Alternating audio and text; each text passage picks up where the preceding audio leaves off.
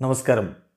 Raf talk ഫുട്ബോളിലേക്ക് അവർക്കും സ്വാഗതം. റൂബൻ അമോറിം മാഞ്ചസ്റ്റർ യുണൈറ്റഡിൻ്റെ കോച്ചായതിനു ശേഷം ആദ്യമായിട്ടാണ് ഇങ്ങനെയൊന്ന് സംഭവിക്കുന്നത്.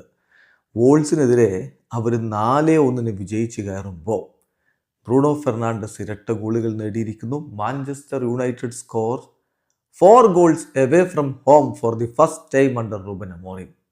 റൂബൻ അമോറിമിൻ്റെ കീഴിൽ ഒരു എവേ മത്സരത്തിൽ മാഞ്ചസ്റ്റർ യുണൈറ്റഡ് ആദ്യമായിട്ടാണ് 4 ഗോളുകൾ അടിക്കുന്നത്. എന്തായാലും ആ വിജയത്തിൻ്റെ ഫലമായിട്ട് യുണൈറ്റഡ് 6ാം സ്ഥാനത്തേക്ക് കയറിയിട്ടുണ്ട് എന്ന കാര്യം കൂടി ശ്രദ്ധിക്കുക.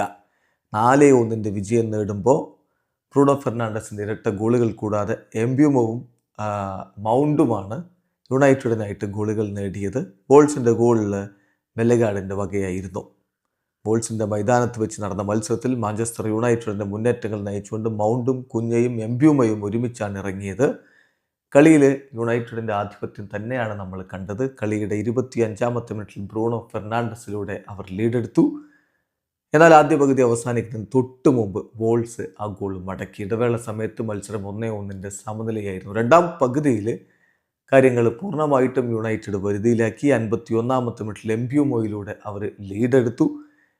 മേസൺ മൗണ്ടിലൂടെ 62ാമത്തെ മിനിറ്റിൽ അത് വർദ്ധിപ്പിക്കുകയും ചെയ്തു. ഒടുവിൽ കളിയുടെ 82ാമത്തെ മിനിറ്റിൽ ലഭിച്ച പെനാൽറ്റി ഗോളാക്കി മാറ്റിക്കൊണ്ട് ബ്രൂണോ ഫെർണാണ്ടസ് ടീമിൻ്റെ ഗോൾ പട്ടിക പൂർത്തിയാക്കുകയായിരുന്നു. 4-1 വിജയത്തോടുകൂടി 15 കളികളിൽ നിന്ന് 25 പോയിൻറ്റോടെ യുണൈറ്റഡ് 6ാം സ്ഥാനത്തേക്ക് ഉയർന്നിട്ടുണ്ട്.